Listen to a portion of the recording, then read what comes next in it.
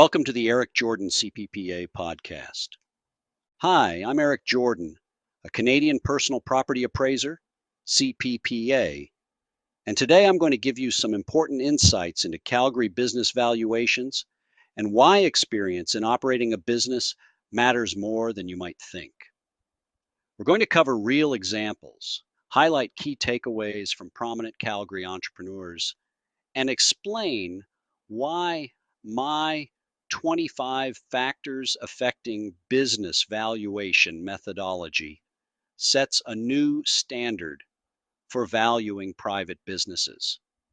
Why a business owner is better qualified than a 20-year accountant. Let's start with a bold but important statement. A person with 10 years of experience owning and operating a successful business, like a Cobb's Bread Bakery, is better qualified to be trained as a business valuator than a 20-year accountant. Why?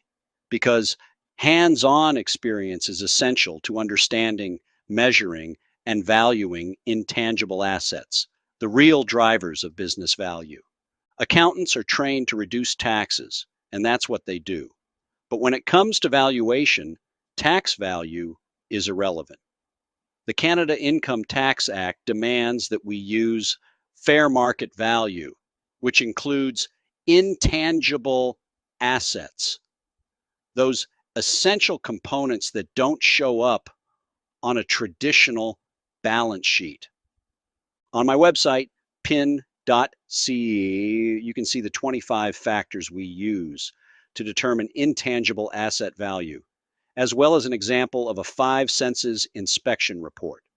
The report highlights how we assess a business using sight, sound, smell, touch, and taste. A sensory approach that goes beyond spreadsheets and balance sheets. Real-world example, RBC, and the Eric Jordan methodology. Just last week, a franchise owner, along with their bank, RBC, opted to use the Eric Jordan 25 Factors Affecting Business Valuation methodology, alongside the 5 senses inspection report, to produce a business valuation acceptable to the Canada Small Business Financing Program, CSBFP. My working relationship with CSBFP's upper management is strong, and I have the email trail to prove it. This is not a one-off event. Every week, we're engaged with a new client and a new bank, but the process stays the same. How the Eric Jordan methodology works. We start with the balance sheet, but not in the traditional accounting sense. Instead, we normalize the balance sheet to reflect fair market value, not book value. This involves an asset valuation where necessary. Under the heading Debt Restructuring and Asset Valuation on my website, you'll see how we bring the true value of assets to light. After normalizing the balance sheet, we're able to determine how much capital must remain in the business and how much is redundant. Redundant capital is identified and accounted for. Next, we move to the profit and loss statement. Here, we ensure that everything, including owner salaries, family wages, and expenses, is adjusted to fair market value. Some owners overpay themselves, others underpay. We adjust accordingly.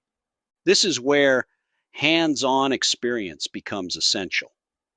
To effectively normalize financials and evaluate intangible assets, you need someone who has been in the trenches of business operations, not just someone trained in accounting principles.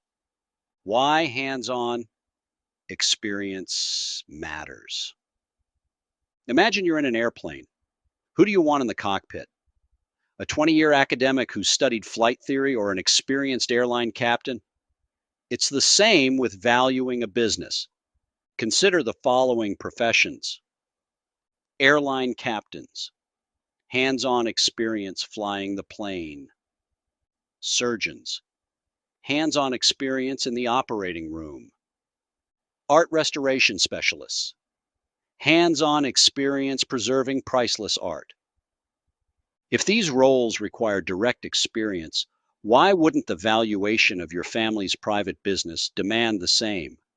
Beware of free cash flow to owner and EBITDA.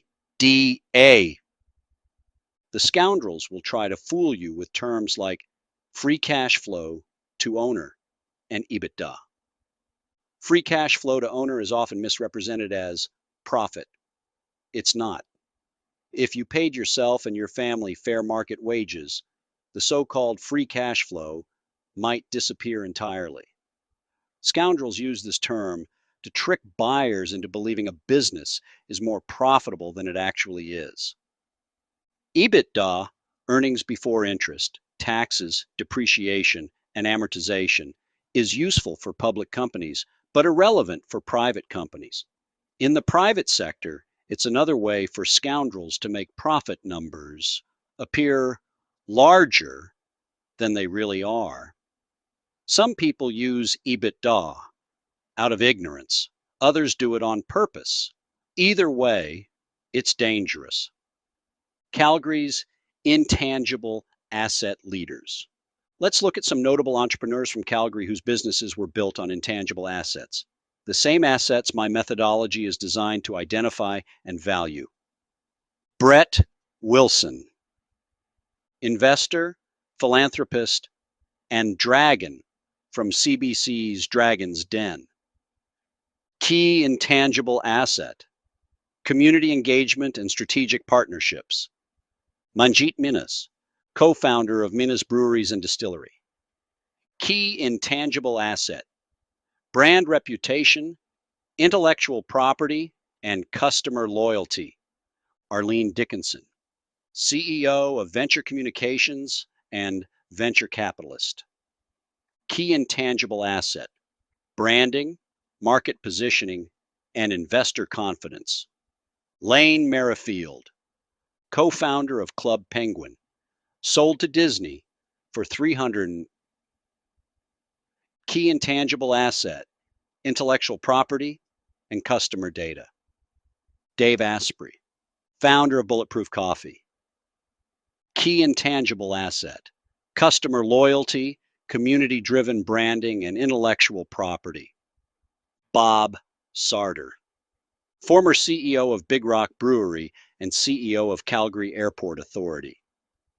Key intangible asset, operational efficiency, and customer experience. Jim Button, co-founder of Village Brewery. Key intangible asset, community-driven branding and stakeholder trust. Financing sources for Calgary entrepreneurs. If you're a business owner in Calgary, here are some sources of financing to consider. ATB, financial, tailored loans through the Canada Small Business Financing Program. BDC, Business Development Bank of Canada, loans and advisory services for small businesses. Alberta Innovates, R&D funding for innovative projects. Angel investors and private equity.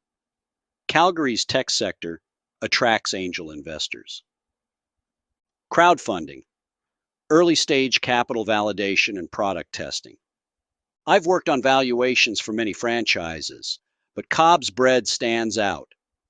Their support for franchisees with supply purchases and marketing is unmatched. Their contributions more than justify their franchise fees.